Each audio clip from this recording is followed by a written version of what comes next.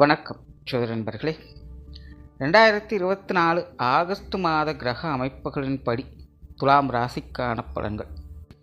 இந்த மாதம் உங்களுடைய ராசிநாதன் ராசிக்கு 11ஆம் இடத்தில் அமர்ந்து சூரியன் மற்றும் வக்ரம் பெற்ற புதனோட சேர்க்கை விட்டு சஞ்சாரம் செஞ்சுட்டு வருவாங்க. அதனால் துலாம் ராசிக்காரங்களுக்கு இந்த மாதம் ஒரு சாதகமான மாதமாக இருந்தாலும் கூட உடன் கொஞ்சம் கவனமும் தேவைப்படக்கூடிய மாதமாக இருக்கும். துலாம் ராசியை பொறுத்த வரைக்கும் ஒரு மறைமுக ஆதாயங்களை பெறக்கூடிய மாதம் அப்படின்னு சொல்லலாம்.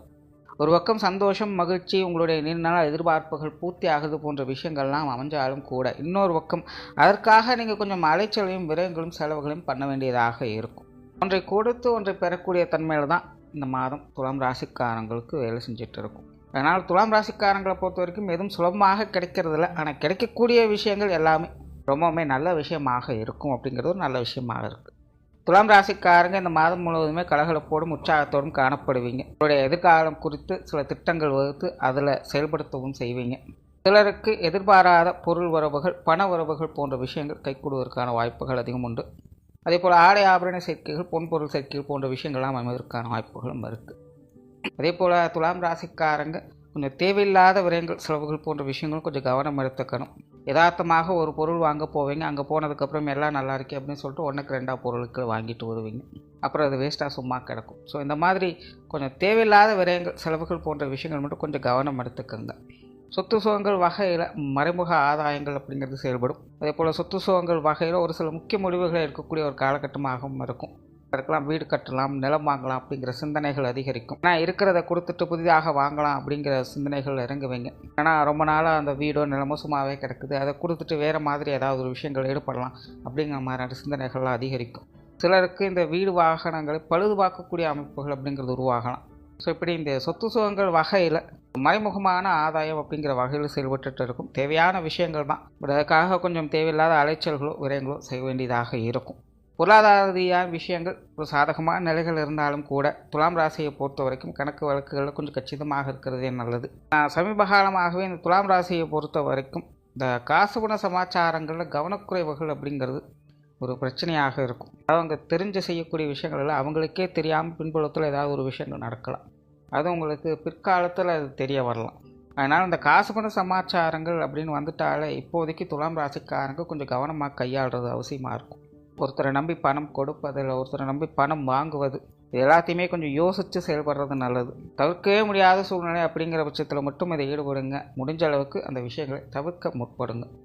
இந்த காசுபண சமாச்சாரங்கள் அப்படிங்கிறது துலாம் ராசியை பொறுத்தவரைக்கும் பொருள் வரவு அப்படிங்கிறது சாதகமாக இருந்தாலும் கூட அதை கையாளக்கூடிய விஷயங்களில் தேவையில்லாத மனசங்கடங்கள் வருவதற்கான வாய்ப்புகள் இருக்குது.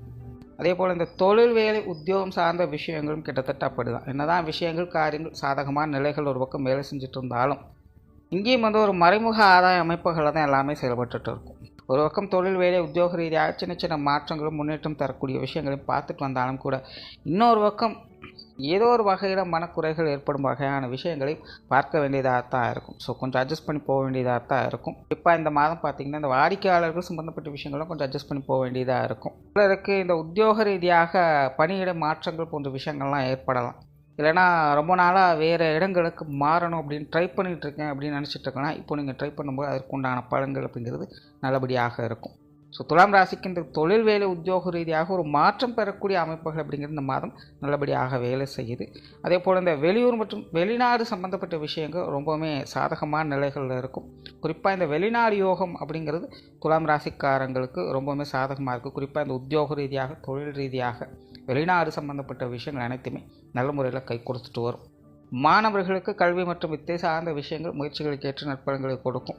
மாணவர்கள் சுறுசுறுப்போடும் கலகலப்போடும் காணப்படுவாங்க. அதே போல் மாணவர்களுக்கும் கூட இந்த இடமாற்றங்கள் போன்ற விஷயங்கள் கொஞ்சம் சாதகமான நிலைகள் இருக்கும். இல்லைனா புதிதாக ஏதாவது கோர்ஸ் படிக்கிறது, இல்லை ப்ராக்டிஸ் பண்ணுறது, இந்த மாதிரியான விஷயங்கள்லாம் மாணவர்களுக்கு ஒரு சாதகமான நிலைகளிலே வேலை செய்யும். ஸோ மாணவர்களுக்கு இந்த மாதம் ரொம்பவுமே சாதகமாக இருக்குது. கொஞ்சம் எஃபர்ட் அப்படிங்கிறது போட வேண்டியதாக இருக்கும்.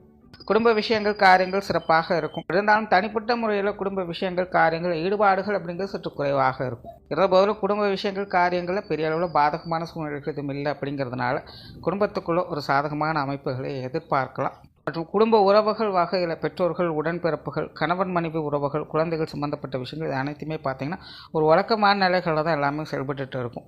ஸோ ஓவராலாக இந்த மாதம் துலாம் ராசியை பொறுத்த வரைக்கும் கிரக அமைப்புகள் நன்மையும் தீமையும் கலந்த நிலைகள் இருந்து செயல்படுறதுனால விஷயங்கள் காரியங்கள் சாதகமான நிலைகள் இருந்தாலும் தனிப்பட்ட முறையில் கொஞ்சம் கவனம் அப்படிங்கிறதும் தேவைப்படக்கூடிய மாதமாக இருக்குது. நன்றி, வணக்கம், வாழ்க வளமுடன்.